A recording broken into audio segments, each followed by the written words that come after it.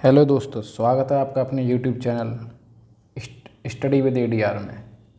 जैसा आज पता है आपको, हमारे संविधान, सामान्य ज्ञान, मूल विधि के पट्टे सेट चल रहे हैं यूपीएसआई कांस्टेबल के लिए। चलते हैं प्रश्न नंबर 2। क्वेश्चन नंबर 1, भारतीय दंड संहिता का समुद्र में क्षेत्राधिकार डैश डैश डैश तक फैला हुआ है। ऑप्शन ए 12 समुद्री मील, ऑप्शन बी 8 समुद्री मील, ऑप्शन सी 12 मील या ऑप्शन डी 8 मील। बताइए दोस्तों, इसका आंसर क्या है? इसका आंसर है ए, ऑप्शन ए 12 समुद्री मील। भारत का जो क्षेत्र है वो 12 समुद्री मील तक फैला है। चलिए नेक्स्ट क्वेश्चन की ओर। क्वेश्चन नंबर 2, वर्ष 1947 में बनी भारतीय महिला संस्था की पहली अध्यक्षा कौन थी? Option A Annie Besant, option B madam Blavatsky, option C Sarojini Naidu या ऑप्शन डी अरुणा आसफ अली। तो इसका आंसर है ऑप्शन ए एनी बेसेंट। चलते हैं नेक्स्ट क्वेश्चन की ओर। क्वेश्चन नंबर 3, निम्नलिखित में से कौन सा समवर्ती सूची का एक हिस्सा नहीं है? जैसा कि दोस्तों आप सभी को मालूम ही होगा, भारतीय संविधान की 7वीं अनुसूची में 3 सूचियाँ हैं, संघ सूची, समवर्ती सूची और राज्य सूची। उनमें से एक में बताना है समवर्ती सूची का एक हिस्सा नहीं है। ऑप्शन ए दंड प्रक्रिया संहिता, ऑप्शन बी शस्त्र, आग्नेयास्त्र, गोला बारूद और विस्फोटक, ऑप्शन सी फौजदारी कानून, ऑप्शन डी भारतीय दंड संहिता। तो इसका आंसर हो जाएगा ऑप्शन बी, शस्त्र, आग्नेयास्त्र, गोला बारूद और विस्फोटक। चलते हैं नेक्स्ट क्वेश्चन की ओर। क्वेश्चन नंबर 4, किम्बरली सोने की खदानें कौन से महाद्वीप में स्थित हैं? Option A Africa, option B Asia, option C उत्तरी अमेरिका या ऑप्शन डी ऑस्ट्रेलिया। बताइए दोस्तों, इसका आंसर हो जाएगा ऑप्शन ए अफ्रीका। किम्बरली की खदानें दक्षिण अफ्रीका महाद्वीप के उत्तरी के प्रांत में स्थित हैं। यह विश्व की सबसे बड़ी हीरे की खान है। किम्बरली को हीरों की नगरी तथा जोहान्सबर्ग को स्वर्ण नगरी के नाम से जाना जाता है। चलिए नेक्स्ट क्वेश्चन की ओर। Question number 5। और हाँ दोस्तों, अगर आप चैनल पर नए हैं तो चैनल को लाइक करें, सब्सक्राइब करें, शेयर ज़रूर करें दोस्तों को। चलिए नेक्स्ट क्वेश्चन की ओर। क्वेश्चन नंबर 5, वो कौन सी पहली मुग़ल इमारत है जो शुद्ध संगमरमर से बनी है? Option A Taj Mahal, option B Birbal का महल, ऑप्शन सी शेख सलीम चिश्ती की दरगाह, ऑप्शन डी बुलंद दरवाज़ा। तो इसका आंसर हो जाएगा शेख सलीम चिश्ती की दरगाह। चलिए नेक्स्ट क्वेश्चन की ओर। क्वेश्चन नंबर 6, एक निजी कंपनी द्वारा सिंगूर में एक ऑटोमोबाइल संयंत्र की स्थापना के लिए पश्चिम बंगाल की सरकार द्वारा किए जा रहे भूमि अधिग्रहण का विरोध करने के लिए श्रीमती ममता बनर्जी द्वारा शुरू किए गए आंदोलन का नाम क्या था? बताइए दोस्तों। ऑप्शन ए सिंगूर बचाओ, ऑप्शन बी खेत बचाओ, ऑप्शन सी अमर सोनार सिंगूर, ऑप्शन डी सिंगूर किसान आंदोलन। बताइए दोस्तों, उसका नाम था खेत बचाओ आंदोलन। चलिए नेक्स्ट क्वेश्चन की ओर। क्वेश्चन नंबर 7, डैश एक विशिष्ट वर्ग कमांडो बल है जो कि आतंकवाद का मुकाबला करने वाली एक विशेष इकाई है, जिसे मुंबई महानगरीय क्षेत्र की रक्षा के लिए राष्ट्रीय सुरक्षा गार्ड एनएसजी की तर्ज पर महाराष्ट्र सरकार द्वारा गठित किया गया है। Option A force 1, option B marine commando, option C special frontier force या option D Garud commando force. तो दोस्तों इसका आंसर हो जाएगा ऑप्शन ए फोर्स 1। चलते हैं नेक्स्ट क्वेश्चन की ओर। क्वेश्चन नंबर 8, भारत के संविधान को 1946 के कैबिनेट मिशन योजना के तहत गठित एक संविधान सभा द्वारा तैयार किया गया था। इस संविधान सभा में संविधान तैयार करने वाली कितनी समितियां थीं? Option A 10, option B 7, option C 13, option D 15। बताइए दोस्तों, इसका आंसर हो जाएगा ऑप्शन सी 13। इसको बनाने के लिए 13 समितियाँ थीं, अलग अलग 13 समितियाँ। चलते हैं नेक्स्ट क्वेश्चन की ओर। क्वेश्चन नंबर 9, ब्लीचिंग पाउडर बनाने के लिए निम्नलिखित में से किस गैस को शुष्क चूने से गुजारा जाता है? Option A ammonia, option B hydrogen, option C carbon dioxide, option D chlorine. Chlorine को शुष्क चूने से गुजारा जाता है, जब जाके ब्लीचिंग पाउडर प्रक्रिया पूरी होती है। चलती है नेक्स्ट क्वेश्चन की ओर। क्वेश्चन नंबर 10 डैश को भारत के मुस्लिम समुदाय की नवीनतम सामाजिक, आर्थिक और शैक्षणिक रिपोर्ट स्थिति पर एक रिपोर्ट तैयार करने के लिए भारतीय प्रधानमंत्री द्वारा वर्ष 2005 में अधिकृत किया गया है। कौन सी समिति है दोस्तों वो? ऑप्शन ए नरसिम्हन समिति, ऑप्शन बी मुगदल समिति, ऑप्शन सी मल्होत्रा समिति, ऑप्शन डी सचर समिति। तो इसका आंसर हो जाएगा ऑप्शन डी सचर समिति। दोस्तों आप भी अपने आंसर कमेंट बॉक्स में दिया करें, जिससे आपको पता चले आपने कितने सही किए हैं, कितने गलत किए हैं। चलते हैं नेक्स्ट क्वेश्चन की ओर। क्वेश्चन नंबर 11 निम्नलिखित नियुक्तियों में से कौन सी भारत के राष्ट्रपति द्वारा नहीं किसकी नियुक्तियों में से कौन सी भारत के राष्ट्रपति द्वारा नहीं की जाती है? ऑप्शन ए कैबिनेट सचिव, ऑप्शन बी लोकसभा अध्यक्ष, ऑप्शन सी संघ लोक सेवा आयोग के अध्यक्ष, या ऑप्शन डी राज्यों के राज्यपाल। तो इसका आंसर तो पता ही होना चाहिए आपको, लोकसभा अध्यक्ष। इसकी नियुक्ति जो चुने जाते हैं लोग, उन्हीं के द्वारा उनमें से वोटिंग के द्वारा एक को चुन लिया जाता है। चलते हैं नेक्स्ट क्वेश्चन की ओर। क्वेश्चन नंबर 12 उस मध्यक्षता को जो निवेशकों से तुलनात्मक रूप से कम विनिमय किए जा सकने वाले प्रत्यक्ष ग्राहक स्वीकार करते हुए बचतकर्ताओं को ऐसे अप्रत्यक्ष वित्तीय दावे जारी करने से संबंधित है जो तुरंत विनिमय किया जा सकते हैं, उनको क्या कहा जाता है? ऑप्शन ए डिफ़ॉल्ट मध्यस्थता, ऑप्शन बी परिपक्वता मध्यस्थता, ऑप्शन सी चलनिधि मध्यस्थता, ऑप्शन डी मान मध्यस्थता। इसका आंसर होगा चलनिधि मध्यस्थता। चलते हैं नेक्स्ट क्वेश्चन की ओर। इसमें थोड़े भारी क्वेश्चन हो सकते हैं, हो सकता है आप ये देख के वीडियो स्किप भी कर सकते हैं, तो थोड़ा लगे रहें। आजकल क्वेश्चन मॉडरेट ही होते जा रहे हैं, पहले जैसे क्वेश्चन नहीं रहे आप सोचें कि बच्चों वाले क्वेश्चन आ रहे हैं, ऐसे कोई क्वेश्चन नहीं आ रहे। चलते हैं नेक्स्ट क्वेश्चन की ओर। क्वेश्चन नंबर 13 समग्र औद्योगिक नीति और देश में प्रत्यक्ष विदेशी निवेश FDI प्रवाह को सुविधाजनक बनाने और उसमें वृद्धि के लिए जिम्मेदार है। ऑप्शन ए विशेष आर्थिक क्षेत्र, ऑप्शन बी भारतीय प्रतिभूति और विनिमय बोर्ड जिसे सेबी कहा जाता है, ऑप्शन सी भारतीय वाणिज्य एवं उद्योग चैम्बर संघ, या ऑप्शन डी औद्योगिक नीति एवं संवर्धन विभाग। तो इसका आंसर हो जाएगा ऑप्शन डी औद्योगिक नीति एवं संवर्धन विभाग। चलते हैं नेक्स्ट क्वेश्चन की ओर। क्वेश्चन नंबर 14 CID की शाखा कौन सी शाखा दंगे, जालसाजी और नकली चीज़ बनाने जैसी गंभीर अपराधों की जांच करती है? CID की कौन सी शाखा है दोस्तों? ऑप्शन ए आतंकवाद विरोधी शाखा, ऑप्शन बी अपराध शाखा, ऑप्शन सी जांच एवं आसूचना, ऑप्शन डी मादक द्रव्य विरोधी शाखा। बताइए दोस्तों, इसका आंसर हो जाएगा अपराध शाखा। चलते हैं नेक्स्ट क्वेश्चन की ओर। क्वेश्चन नंबर 15 निम्नलिखित में से कौन सा एक एप्लीकेशन सॉफ्टवेयर है? Option A DOS, option B Ubuntu, option C CAD, option D Minix. बताइए दोस्तों, कौन सा एक एप्लीकेशन सॉफ्टवेयर है? ऑप्शन, इसका आंसर हो जाएगा ऑप्शन सी CAD। CAD की फुल फॉर्म है कंप्यूटर एडेड डिज़ाइन। ये दोस्तों डेस्कटॉप पब्लिशिंग, इमेज एडिटिंग ये भी हैं, फ़ोटो एडिटिंग, वीडियो और ऑडियो एडिटिंग आदि भी आती हैं। चलते हैं नेक्स्ट क्वेश्चन की ओर। क्वेश्चन नंबर 16 भारत सरकार द्वारा समर्थित एक बचत शाखा योजना है जो बालिकाओं के माता पिता के लिए लक्षित है। कौन सी है वो, ये बताना है। ऑप्शन ए बेटी बचाओ बेटी पढ़ाओ, ऑप्शन बी प्रधानमंत्री उज्ज्वला योजना, ऑप्शन सी सुकन्या योजना, या ऑप्शन डी इंद्रधनुष। तो इसका आंसर हो जाएगा सुकन्या योजना। चलते हैं नेक्स्ट क्वेश्चन की ओर। क्वेश्चन नंबर 17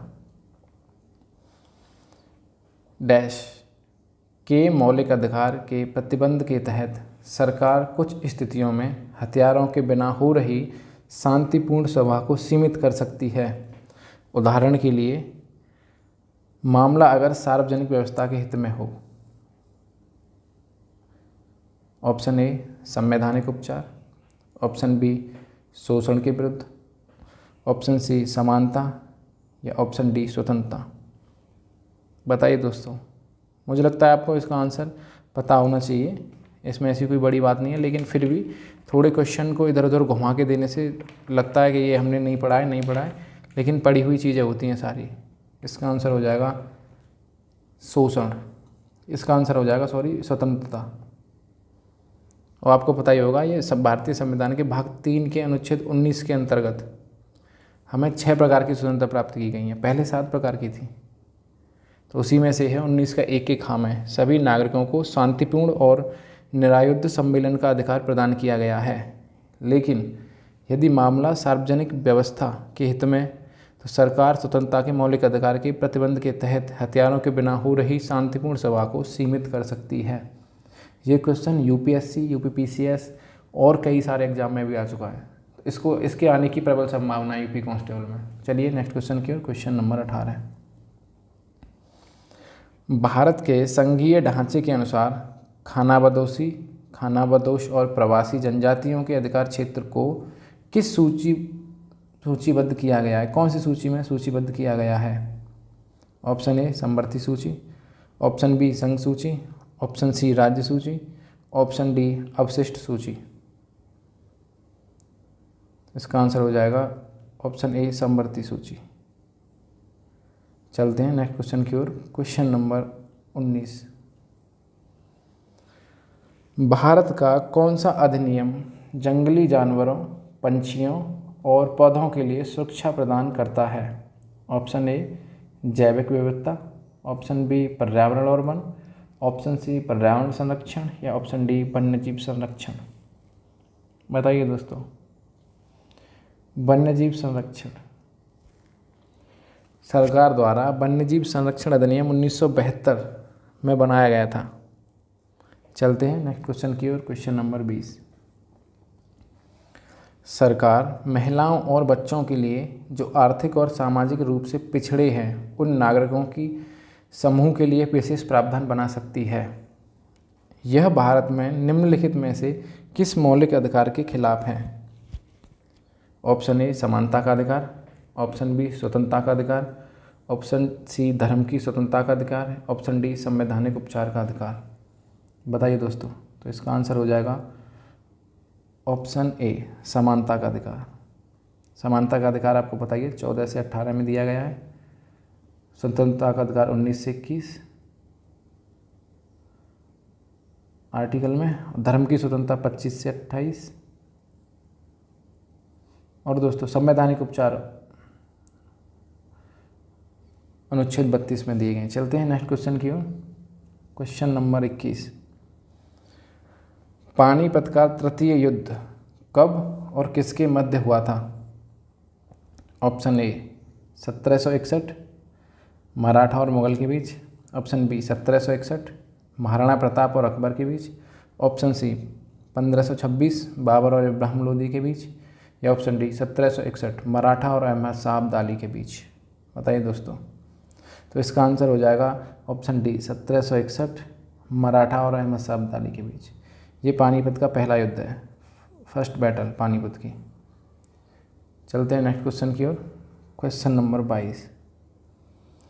कौन सा इंटरनेट का प्रौद्योगिकी आविष्कार है जिसमें रोज़मर्रा की वस्तुओं को नेटवर्क से जोड़ा जाता है जिससे वह डाटा भेज सकें और प्राप्त कर सकें? ऑप्शन ए साइबर युद्ध, option B cloud platform, option C hacking या option D internet of things. तो इसका आंसर हो जाएगा option D internet of things. इसको वस्तु अंतर्जाल भी हिंदी में बोला जाता है। चलते हैं नेक्स्ट क्वेश्चन की ओर, क्वेश्चन नंबर 23। ओह, ये तो क्वेश्चन नंबर 24 दिखा रहा है, चलो 23 में आगे करवा देंगे आपको। चलिए क्वेश्चन नंबर 24। पंचायती राज व्यवस्था की 3 स्तरीय संरचना है, इनमें से कौन सी 3 स्तरीय प्रणाली के निम्नतर स्तर पर है? बताइए दोस्तों। क्वेश्चन ऑप्शन ए पंचायत समितियाँ, ऑप्शन बी जिले, ऑप्शन सी ग्राम सभाएं, ऑप्शन डी ग्राम पंचायतें। बताइए सबसे निचले स्तर पर कौन आता है दोस्तों? सभी को पता होना चाहिए। इसका आंसर हो जाएगा ऑप्शन डी ग्राम पंचायतें। जैसा कि मेरी आप क्लास देखी होगी आपने, संविधान के मोस्ट 50 क्वेश्चंस, उसमें मैंने पंचायती राज व्यवस्था के बारे में बताया है कि ये किस संविधान संशोधन के द्वारा इन्हें दिया गया, अधिकार दिया गया, कैसे बनी। तो उसके लिए आपको जाना है तो मेरी वीडियो में जाके देख सकते हैं, टॉप 50 क्वेश्चन फॉर पॉलिटी। चलते हैं नेक्स्ट क्वेश्चन की ओर। क्वेश्चन नंबर 25, बॉन्ड की परिभाषा क्या है? जो इकोनॉमिक्स में होते हैं वो वाले बॉन्ड, मिस्टर बॉन्ड की बात नहीं हो रही है यहाँ पर। बताइए। ऑप्शन ए, कर्जदाताओं द्वारा जारी किए गए दस्तावेज। ऑप्शन बी, एक निश्चित अवधि के दौरान भविष्य में वित्तीय लाभ के वादे से संबंधित दस्तावेज। ऑप्शन सी, पैसे सहित सभी तरह की संपत्ति संबंधित दस्तावेज। या ऑप्शन डी, संपत्ति के लिए जारी दस्तावेज। बताइए दोस्तों इसका आंसर। इसका आंसर हो जाएगा ऑप्शन बी। बॉन्ड एक निश्चित अवधि के दौरान भविष्य में वित्तीय लाभ के वादे से संबंधित दस्तावेज है। बॉन्ड किसी निगम, कंपनी या सरकार द्वारा जारी किया जा सकता है। चलते हैं नेक्स्ट क्वेश्चन की ओर। क्वेश्चन नंबर 26, भारत के राष्ट्रपति को किस प्रणाली के अनुसार एक निर्वाचक मंडल के सदस्यों द्वारा चुना जाता है? ऑप्शन ए, एकल हस्तांतरणीय मत के माध्यम से अनुपातिक प्रतिनिधित्व। ऑप्शन बी, जन निर्वाचित प्रत्याशी। ऑप्शन सी, अकाल गैर हस्तांतरणीय मत। या ऑप्शन डी, संपूर्ण मतदान। बताइए दोस्तों, इसका तो पता होना चाहिए ज़्यादातर। इसका आंसर हो जाएगा, जिन्होंने मेरी इससे पहले वाली वीडियो देखी है टॉप 50 क्वेश्चंस फॉर संविधान, उन्हें तो इसके बारे में सारी नॉलेज होंगी। चल, इसका आंसर हो जाएगा ए। उन्हें ये भी पता होगा कि उसके निर्वाचक मंडल में कौन कौन शामिल होते हैं। चलते हैं नेक्स्ट क्वेश्चन की ओर। क्वेश्चन नंबर 27, अगर आपने वो वीडियो नहीं देखी तो आप जाके देखें, आपके लिए हेल्पफुल हो सकती है। क्वेश्चन नंबर 27, स्वतंत्र भारत में स्थानीय सरकार, गांव और जिला स्तर की सरकार जो होती है को किस वर्ष में 73वें और 74वें संविधान संशोधन के माध्यम से पंचायत राज प्रणाली के तहत औपचारिक रूप दिया गया था? किस वर्ष हुए थे ये 73वें और 74वें संविधान संशोधन? Option A 1947, option B 1950, option C 1974, option D 1992। तो इसका आंसर आ जाएगा 1992। आपको बता दूं 73वें संविधान संशोधन से गांव के लिए हुआ है और 74वें संविधान संशोधन से शहरी जो होता है, शहरी निकाय, ये भी क्वेश्चन आया था। मैं आपको यही बता देता हूँ, जब आएगा तो वो क्वेश्चन पे देख लेंगे। शहरी जो हुए थे वो 74वें से हुए थे और 73वें से गांव हुए थे, गांव स्तर की सरकार बनी थी। चलते हैं नेक्स्ट क्वेश्चन की ओर। क्वेश्चन नंबर 28, चाय में कौन सी मानव प्रभावी दवा पाई जाती है? चाय तो बहुत से आप लोगों की भी फेवरेट होगी। Option A, bupropion. Option B, ephedrine. Option C, अफीम। या ऑप्शन डी, कैफीन। तो इसका आंसर है ऑप्शन डी, कैफीन। चलते हैं नेक्स्ट क्वेश्चन की ओर। क्वेश्चन नंबर 29, मंत्रियों की परिषद सामूहिक रूप से किसको जवाबदेह है? Option A, Lok Sabha. Option B, राष्ट्रपति। ऑप्शन सी, प्रधानमंत्री। या ऑप्शन डी, संसद। तो इसका आंसर हो जाएगा ए, लोकसभा के प्रति जवाबदेह है सामूहिक रूप से। अगर मान लो सरकार गिर जाती है या प्रधानमंत्री अपना इस्तीफा देता था तो पूरी सरकार गिर जाएगी, यानी कि कोई फिर जो मंत्री है वो मंत्री नहीं रहेगा। इसलिए वो लोकसभा में उन्हें अपने मत सिद्ध करने पड़ते हैं। विपक्ष ले आया अविश्वास प्रस्ताव जो लेके आता है विपक्ष, वहाँ पे हमें उनको दिखाना होता है जो सरकार जिसकी होती है कि हाँ हमारे पास वोट है, हमारे सांसद हैं हमारे पास, तो उसको दिखाया जाता है, उसकी मतगणना कराई जाती है राष्ट्रपति के द्वारा। चलते हैं नेक्स्ट क्वेश्चन की ओर। क्वेश्चन नंबर 30, गारो पहाड़ियाँ किस राज्य में स्थित हैं? Option A, Rajasthan. Option B, Uttarakhand. Option C, Meghalaya. Option D, Tripura. तो इसका आंसर हो जाएगा ऑप्शन सी, मेघालय। यहाँ मेघालय में गारो भी हैं, खासी, गारो, खासी, जयंतिया, ये 3 पहाड़ियाँ हैं और ये तीनों यहाँ की जनजाति भी हैं, गारो, खासी, जयंतिया। ये याद रखना। चलते हैं नेक्स्ट क्वेश्चन की ओर। क्वेश्चन नंबर 31, किस वर्ष में भारतीय इंपीरियल पुलिस को भारतीय पुलिस सेवा के द्वारा बदल दिया गया था? Option A 1950, option B 1947, option C 1955, option D 1948। तो इसका आंसर हो जाएगा डी, 1948 में बदल दिया गया था। चलते हैं नेक्स्ट क्वेश्चन की ओर। Question number 32, Simon commission Bharat में कब आया? दोस्तों इसका आंसर तो आप सभी अगर तैयारी कर रहे हैं तो आपको पता ही होगा। और हाँ दोस्तों, जीतता वही है जो प्रतिदिन धीरे धीरे कुछ न कुछ पढ़ता है। अगर कोई ये सोचे कि UP constable, UP SI, UP लेखपाल, यूपी पैट, उन सब के अगर जब फॉर्म आएंगे, जब पेपर होगा उससे 1 महीने पहले पढ़ के हम पेपर निकाल लेंगे, तो भूल जाएं। क्योंकि आज भी रेस में जीतेगा तो कछुआ ही। खरगोश आज भी नहीं जीतेगा, क्योंकि खरगोश एक चाल तेज चलेगा फिर वो रेस्ट करेगा, क्योंकि उसको आदत नहीं है। लेकिन कछुए को धीरे धीरे चलने की आदत है, तो जीतेगा तो कछुआ ही। तो इसका आंसर दीजिए दोस्तों। Option A 1942, option B 1928, option C 1946 या option D 1934। Simon commission Bharat में कब आया था? तो इसका आंसर हो जाएगा ऑप्शन बी 1928। मैं इसके बारे में बताऊंगा कि ये 8 नवंबर 1927 में कमीशन किया गया था। ये भारत पहुंचा 3 फरवरी 1928। भारत में इसका विरोध हुआ, Simon go back, Simon go back. इसे वाइट कमीशन भी बोलते हैं, क्योंकि इसमें एक भी व्यक्ति भारतीय नहीं था। इसी के विरोध में लाला लाजपत राय, इसी के विरोध करते हुए उनके सिर पर लाठी का प्रहार हुआ और वो ख़त्म हुए। और उनके लास्ट शब्द ये थे कि मेरे ताबूत की एक एक कील अंग्रेज़ सरकार की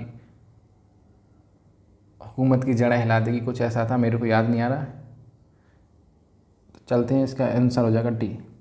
सॉरी, मैं नेक्स्ट टाइम इसको याद करके पक्का बताऊंगा आपको। चलते हैं नेक्स्ट क्वेश्चन की ओर। क्वेश्चन नंबर 33, शिमला समझौता कब हुआ था? जैसा कि दोस्तों आपको पता है, मेरी इससे पहले वाली वीडियो संविधान वाली में भी मैंने एक जोशीली हरबंस राय बच्चन की कविता का कुछ अंश पढ़ा था। आज उसी सीरीज़ को जारी रखते हुए आज आपके लिए दुष्यंत कुमार की हो गई पीर परवसी, उस कविता का छोटा सा अंश मैं पढ़ना चाहूँगा। उसकी लाइन है कि सिर्फ हंगामा खड़ा करना मेरा मकसद नहीं, सिर्फ हंगामा खड़ा करना मेरा मकसद नहीं, सारी कोशिश ये है कि सूरत बदलनी चाहिए, और मेरे सीने में नहीं तो तेरे सीने में सही, हो कहीं भी आग लेकिन आग जलनी चाहिए। इसी के साथ चलते हैं इस क्वेश्चन पर कि शिमला समझौता कब हुआ था?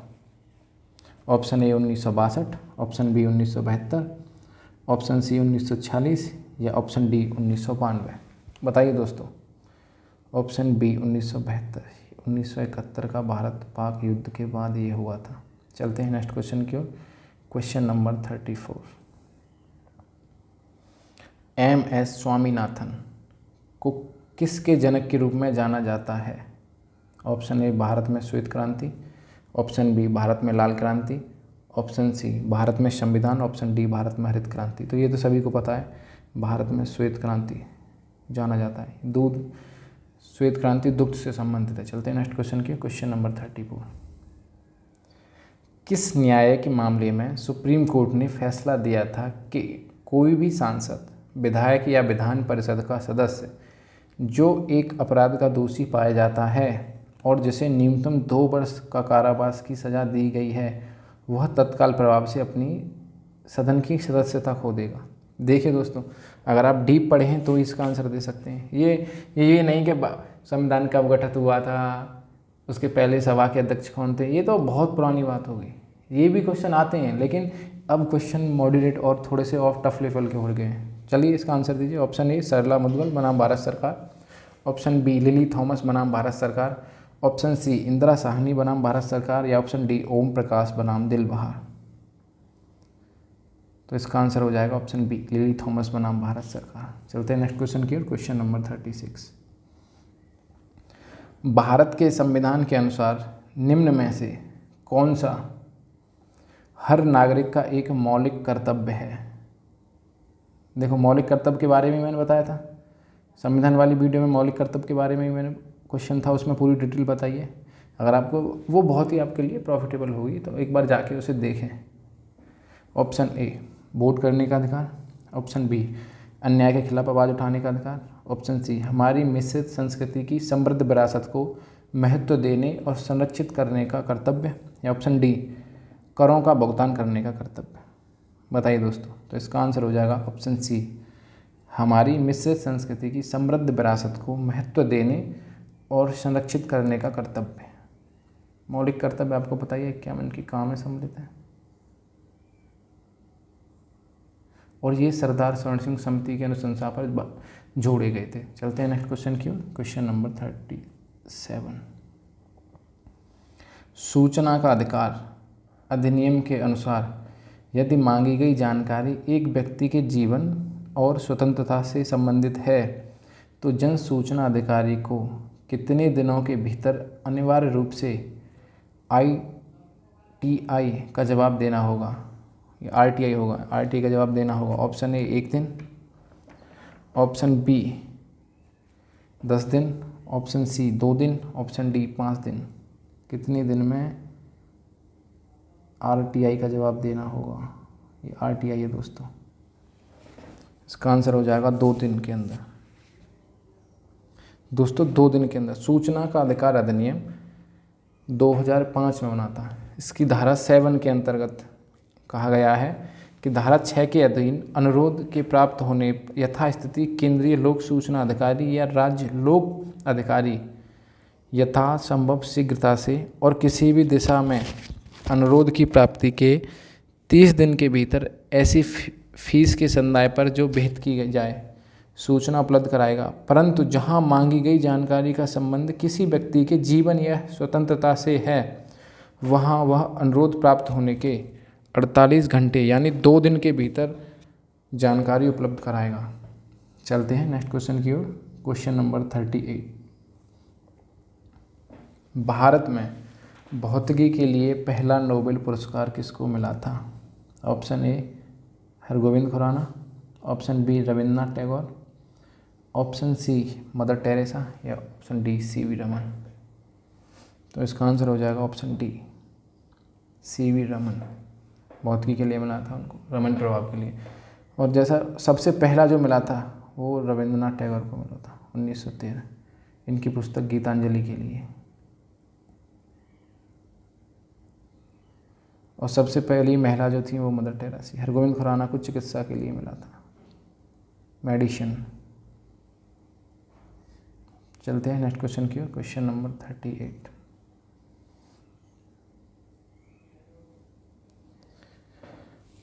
RBC का कब्रिस्तान किसे कहा जाता है। दोस्तों ये तो सबकी ज़बान पर रटा हुआ। अगर आप कंपटीशन की तैयारी कर रहे हैं तो आपके लिए तो ये चुटकियों में करने का, मेरे पढ़ने से पहले ही आपका आंसर आ गया। ये तो देखते ही आपको मैं कहता हूँ जो बच्चा पढ़ा है ना वो इसे सही 3 सेकंड या 4 सेकंड में कर देगा। इसके लिए मैं ऑप्शन नहीं बोलूँगा, इसका सीधा आंसर हो जाएगा प्लीहा। स्प्लीन बोलते हैं इसको। चलते हैं नेक्स्ट क्वेश्चन की ओर। Question number 40। निम्नलिखित में से किसे मार्स गैस के रूप में जाना जाता है। बताइए दोस्तों। Option A propane, option B butane, option C ethane, option D methane. Methane gas को CH4 मार्स गैस के रूप में जाता है। मार्स गैस का प्रयोग युद्धों में भी होता है, जैसे बड़े बड़े वॉर होती हैं तो उनमें किया जाता है उसका। ये हालांकि प्रतिबंधित है लेकिन करते हैं बहुत से देश। चलते हैं। और दोस्तों जैसे आपको पता है कि क्वेश्चन नंबर 23 रह गया तो मैं आपको क्वेश्चन नंबर 23 भी करवाता हूँ। चलते हैं क्वेश्चन नंबर 23। और बेहतरीन क्वेश्चन, मेरे ख्याल से ये मुझे सबसे बढ़िया क्वेश्चन लगा है। अंतरिक्ष में सबसे अधिक दिन रहने वाले वैज्ञानिक का नाम बताएं, अभी तक जो सबसे अधिक दिन रहे हैं। Option A Kalpana Chawla, option B Valeri Polyakov, option C Junko Tabei, option D Neil Armstrong. इसका आंसर हो जाए ऑप्शन बी वालेरी पोल्याकोव। जैसा आपको पता है जुंको तबई एवरेस्ट पर चढ़ने वाली सबसे पहली महिला। नील आर्मस्ट्रॉन्ग चंद्रमा पर पैर रखने वाले पहले व्यक्ति हैं। दोस्तों चंद्रमा पर पैर रखने वाले पहले व्यक्ति का नाम तो सभी को पता है, लेकिन दूसरे वाले का नाम पता है क्या आपको। Edwin Aldrin. कल्पना चावला को तो आपको पता ही है, कोलंबो अंतरिक्ष के अंतर गई थी और वो आने में थोड़ा सा दिक्कत हो गई तो वो क्रैश हो गया था। दोस्तों, अगर आपको वीडियो अच्छी लगी हो तो लाइक करें, सब्सक्राइब करें। इसी के साथ जय हिंद, जय भारत।